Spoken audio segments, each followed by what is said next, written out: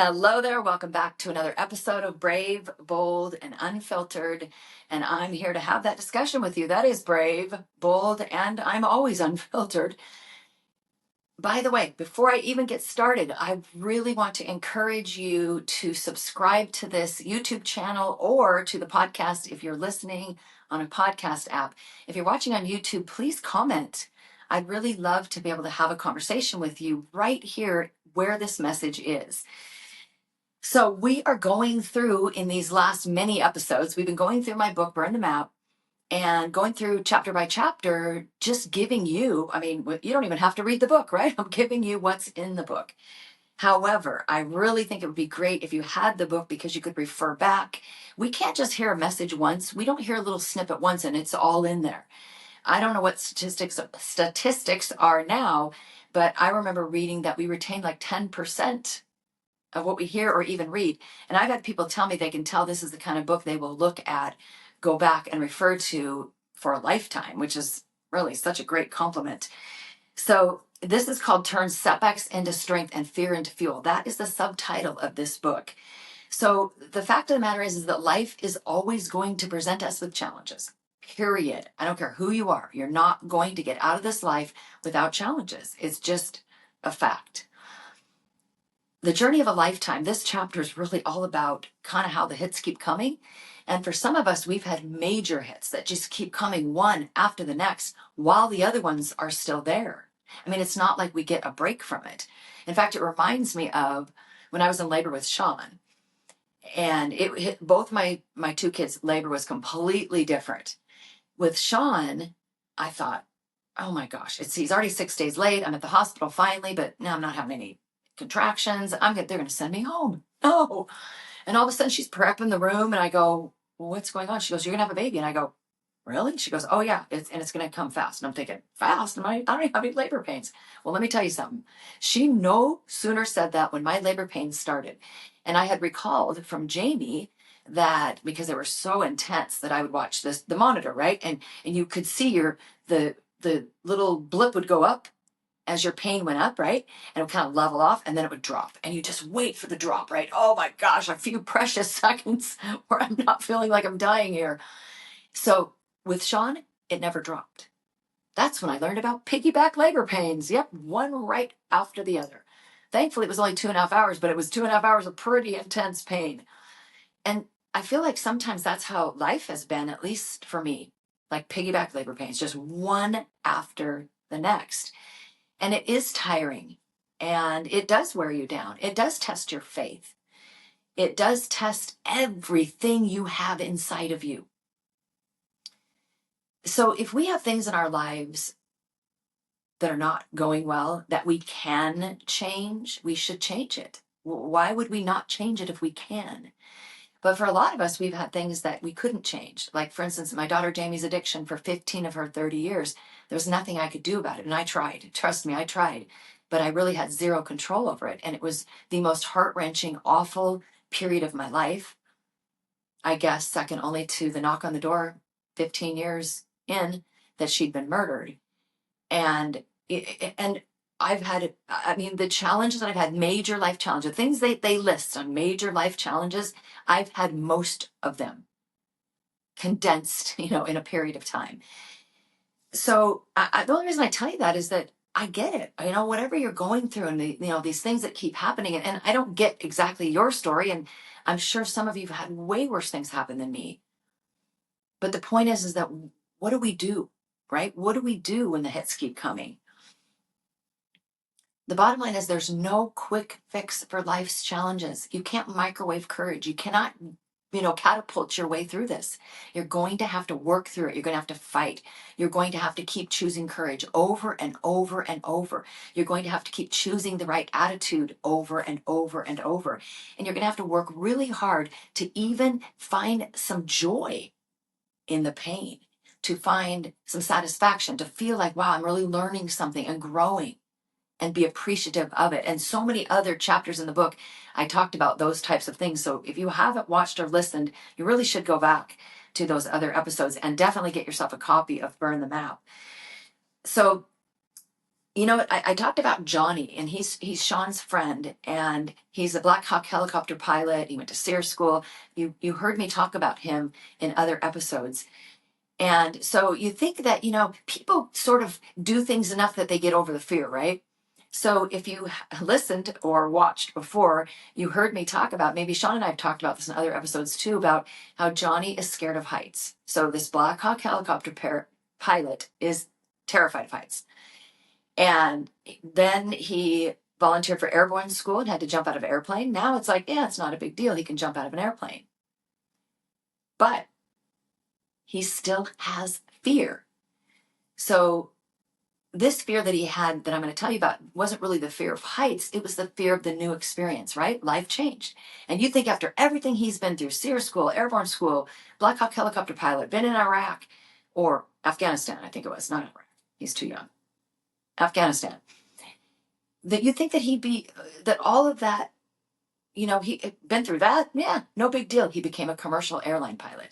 So I saw him the weekend after he took his first flight. And I said, oh my God, Johnny, you must have been so excited. How amazing. He goes, I was scared shitless. That's what he said. So the point is that fear is always going to be here, but he does it anyway. I'm so inspired by so many areas of his life where he keeps choosing courage.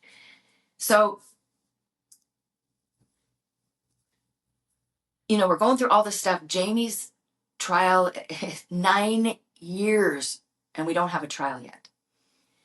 So I understand what it's like to have massive disappointment, to have those hits that keep coming. It's not bad enough that I had to go through 15 years of losing one of the most incredible people I've ever known to addiction, and then losing her to murder. And then here we are now, 9 years later, and we don't feel like we're any closer to justice. We're hoping so, but we're definitely not even close to being there yet. So last summer, a year ago, we were moving my mom into assisted living, and then very shortly after that, we had to move her into memory care. So we're going through all of that. We're literally moving the last of her items out of the house she was living in, which was one of my brother's houses. And I get a phone call, and it's from the victim's advocate. We're standing in the garage, and she said, really the worst news. He was let out on bail. For some reason, they didn't bother to tell us that we could have gone. We didn't know there was a hearing about this, or we would have gone. We would have talked to the judge. So in California, with their bail reform, don't even get me started on this. Their bail reform, now you can't hold someone, even for first-degree murder, on a no bail hold, which other states do. So he had a $2 million bond. And so now it is years in, right? Years in, he's never been able to post a bond. You know how he was able to post the bond? Which is on a $2 million bond. You have to write a check for $200,000 to your bail bondsman that you're never going to see again. How is this guy suddenly able to write a $200,000 check, you ask? Well, he was beat up in jail because he's a complete menace. We had already heard long before this that he's a big problem in the jail. So he gets beat up by another inmate. And what does he do? He sues the county. And what do? They pay him. So he was able to write this check and hire a high-priced defense attorney. We have no idea how much money he got, but it was hundreds of thousands of dollars. Imagine the gut punch of that. This is the same guy that laughed at me and mocked me at the preliminary hearing. This is the guy that threatened all the witnesses and, in fact, threatened one of them right in front of the very judge that let him out. It was mind-boggling. It was crushing. It was heartbreaking. I literally dropped to my knees. But you know what? Like all the other challenges in my life, I decided the beast is not going to win. And I'm not going to drop to my knees about this ever again, unless I'm praying. I'll definitely drop to my knees for that. But you know what? The hits are coming, and there's nothing I can do about it. But there's something I can do about my attitude, about how I decide to continue my life. So I just have to put that on a shelf and let it be. And then continue to go out and do the best I can in this world. That's what I encourage you to do. Because you know what? Fear is always lurking. Things are always going to happen. Let me give you another example of something that happened. I talked about in this book. So this past April, all of a sudden, Sean tore his pec muscle when he was working out, and he went to the ER. And that night, he wakes up in the middle of the night, and he's in excruciating pain, not where he tore his pec, his knees, his ankles. He can't walk. It's excruciating. So the very long story short, we've mentioned it on some other episodes. They decided that he'd had an episode of reactive arthritis, which I've never even heard of. In fact, nobody I know had ever even heard of this. So his body just attacked itself after the trauma of the pec muscle. And he had also had a very bad gastrointestinal bug of some kind. And that's very common, apparently, for bringing on reactive arthritis. So here I am watching my massive hulk of a son, right? You've seen him in a wheelchair and just in excruciating pain. We're in the ER on his third trip to the ER. We're there watching them pump him full of opiates. Yes, opiates. Imagine. None of us are happy about this, but he's in excruciating pain. Thankfully, he's taken opiates before and he's never had an issue with it. He's not got the same issue that Jamie had, but it was bothersome, of course. And just watching that, he is like immune to him. They gave him so much, it should have taken down an elephant. He's able to have perfectly lucid conversations. He could have sat here and done a podcast. It was crazy. But you know what? As the mom, I was terrified, honestly. And I wrote this book that is laced with courage. And I was terrified. I was so scared I was going to lose my other child. And just watching him go through so much and being so helpless.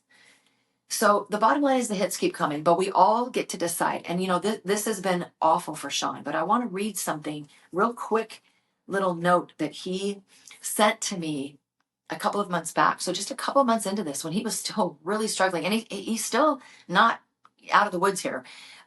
He's actually been diagnosed now with another type of arthritis that affects your spine. And he's going through some treatments for that. But anyhow, this is really what I want you to hear. Here's a message he sent me. This has been really terrible, but it sparked something in me. I'm focusing on my health in a whole new way now, and I'm not taking my basic abilities for granted anymore. That was a couple months ago, and he still has that attitude, stronger than ever, even though he's had some setbacks in this.